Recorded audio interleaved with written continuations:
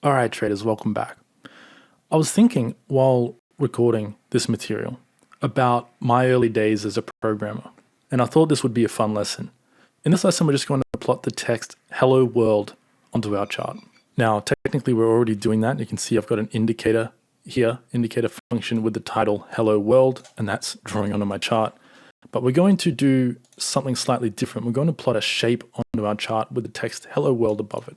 But before we do that, I want to sort of reminisce on my early days as a programmer.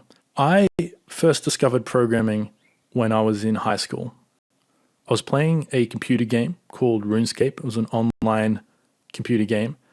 And in that game, you had to do a bunch of repetitive clicking tasks. It was like an old school game, kind of like Pokemon, where you had a little character that would run around the screen and you'd have to click on things to make him walk there or mine a rock or do some fishing or whatever. Now, I can't remember where I found out about this, but at some point I discovered that some people were writing scripts that were playing the game for them and performing some of the more repetitive tasks that weren't fun. So there were elements of the game that were a lot of fun, and there were elements of the game that were extremely monotonous and boring. A lot like trading, actually. I'm getting ahead of myself, but that's kind of why I got into coding and trading as well, is I wanted to automate some of the more boring tasks. And hopefully this course will help you do the same in your own trading. But anyway, back when I was a teenager, I was around 14 or 15, I discovered the world of coding in the context of a computer game. And so I was writing scripts to perform tasks in this computer game that I didn't want to do in real life because my time was limited. I had to be at school all day. I'd get home from school and only have a couple of hours to play. And I didn't have time to do everything I wanted to do. And so I wrote these scripts that would play the game while I was at school. And it would level up my character and do all these things. Technically, it was cheating, and I did get banned for it in the end. Luckily, in trading, automating your processes is completely legal. We're allowed to do that in trading. But anyway, back when I was learning to code, this was before the wealth of information on the internet. You couldn't just Google how to learn coding and be met with thousands of examples and guides. And I mean, YouTube was barely a thing when I first started learning to code. And there was not that much educational content on YouTube. So I had to learn all of my coding from books. I had to buy books, rent books from the library. And it was a really monotonous job learning how to code. But I remember when I got my first hands on a coding book to learn Java. And one of the first lessons in that book showed me how to write the words "Hello World" into the command prompt on Windows. And I still remember the feeling of getting that short sentence to appear on my screen. It was absolutely exhilarating to see my own work, my own hands telling the computer to output something. Nowadays, that's kind of normal. I mean, everyone has some experience in scripting or Excel or just generally telling computers to do something on your behalf. But back then it was pretty revolutionary to me. And so I hope that this course can inspire that kind of feeling in you as we go through it. I hope that you get excited about what is possible with coding, especially in PineScript. As you learn to translate your trading ideas into code, I hope you get excited over the possibilities because they truly are almost infinite, almost endless. There are some limitations you'll run into as you learn to code, but for the most part, most basic processes can be done in code, and you can automate a significant part, or semi-automate at least, a significant part of your trading process, your analysis process, setup detection, indicator signals, all of that stuff. But anyway, for this lesson, let's just quickly write the words "Hello World" onto our chart. To do that, I'm going to use the plot shape function.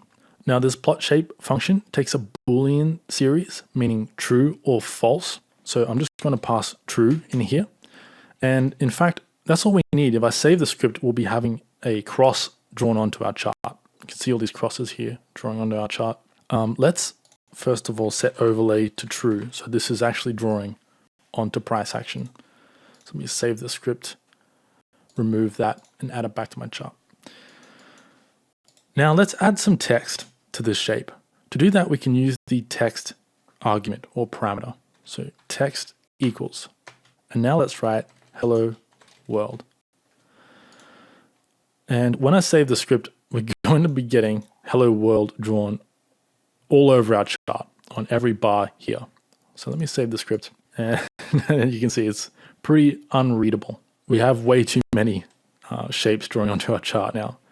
So let's change that really quickly. Let's just add on a Boolean condition here. Let's say bar state dot is last. So now this will only draw our shape on the last bar on our chart. So let me save the script. There we go. We are plotting the words hello world onto our chart. As simple as that. Literally one line of code. We have our indicator function. You need this line of code in every script. Same with this. But if we get rid of this and I save it, technically 3 lines of code and we're drawing text onto our chart. That is incredible. It's amazing how far the world has come in technology.